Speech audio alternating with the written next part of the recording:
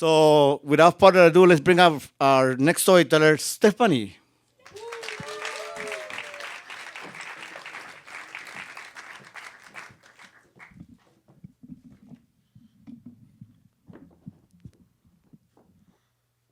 Hi, how's everybody doing today? All right, my name is Stephanie. I'm also a poet, so I do go by Pure Substance, and today I'm going to do a little storytelling for you guys. I feel like my story is a little different because I was born in the United States. I moved a lot as a kid and struggled with belonging. Literally, my mom went on a plane, 8 months pregnant, separated my biological father without him knowing, gave birth to me, and came right back to Puerto Rico. Why? Because they got back together. And although I take pride in being Puerto Rican, if I even though sorry, even though I take pride in being Puerto Rican, if I go to Puerto Rico, they'll know I'm not from there. Yes, I have the Puerto Rican spice and I speak Spanish, but not so well, in my opinion, very broken. So yes, I'm still Puerto Rican loud and proud. From the islands to the States, my Puerto Rican will never go away. My mom had me in Massachusetts, but hold on. Don't ask me any more questions yet because I'm not from there. You see, when people ask me, where are you from? I never really know what to say. Do you want to know my nationality or do you want to know where I was born? Because although I'm Puerto Rican, I'm not from Massachusetts. So how do I answer a question without giving them my whole life story? When I was 6 years old, my mom and dad took our family to Miami. We lived in Hialeah, pretty close to Calle Ocho. When I was in third grade, we lived in Virginia Beach, where I remember finding comic books behind the dumpsters. I should have told my parents as soon as possible, but I didn't know what was underneath those boxes. And the last thing I wanted was a snake to jump up at me. But no snake, just comic books. By the time that I told my dad, all the comics books were all over the playground.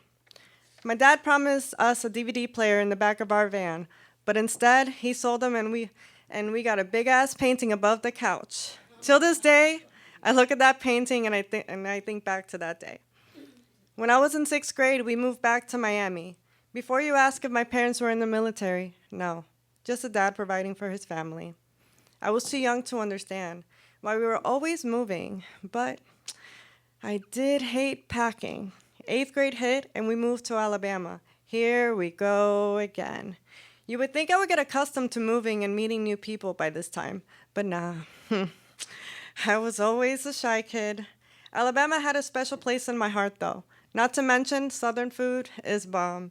I made friends, I had a crush, and bam. Here we go again. Pack your bags. This time we're moving to North Carolina in the middle of my sophomore year. A bit sad to move, but optimistic for a new beginning. Finally, I graduate high school. So when people ask me, where are you from? I always say North Carolina because it's the closest I have to home. I have my brother, I have my best friend, and it's the last place that I lived. But that's not where it ends.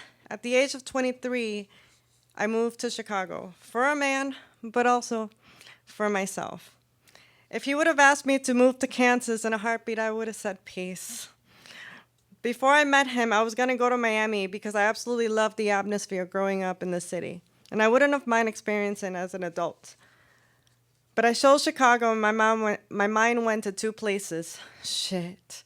I need to get my shit together. I need to get my cosmetology license. There is no way in hell I just went to beauty school, got certified, and not get my license. And second, I need to get my driver's license. There's no way that I'm getting a license in Chicago with all those parallel parkings. I would never get my license. So I studied my ass off and I accomplished my two goals. So here I am moving to a big city.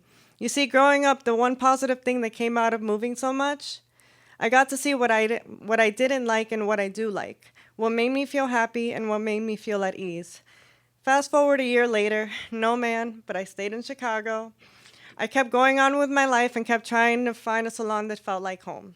By the third try, I received a call from a salon telling me not to come to work that day, that they were letting me go.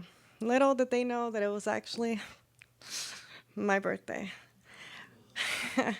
I got so discouraged that when my parents told me to move back home, I did, but damn it, they promised me Florida. But you know what? I'm glad that they didn't move because in 2018 that was one of the best years of my life. A shift I didn't know I needed. Shout out to City Soul. I met so many beautiful people, my poetry family. And the most important in the midst of all that, I found myself. The self-healing started. I wrote more. I performed for the first time.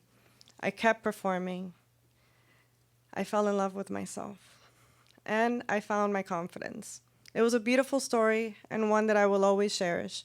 But one day, I felt like there was something missing. I booked a round trip to Chicago and months ago, so I called one of my friends and I told her, I need you to hold me accountable. I'm taking that flight and I'm not coming back home. I was so nervous because it was the first time I was moving by myself. But I kept telling myself, if I can move for a man, I can move for myself. So in 2019, I took that flight and left everything behind. I worked my ass off until I found a salon that I thought I could call home. But with my ADHD brain and my anxiety, the only thing that I created was uncertainty and uncomfort. Little by little, the confidence I built came crashing down. Self-doubt took over, and I was lost all over again.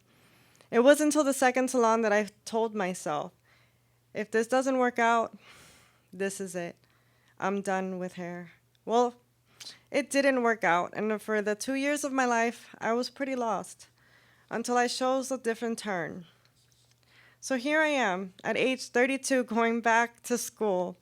I am proud of the woman I am today and excited for the woman that I am becoming. Through all my turbulence, I never gave up on myself, and I continue to fight every battle that I face, even though I struggled with belonging. Starting over has never fazed me. One thing I learned from all my adventures is home isn't a place for me. Home is where love is, where family is. And even though I'm all alone in Chicago, I have my chosen family. And I'm one flight away from home. Thank you.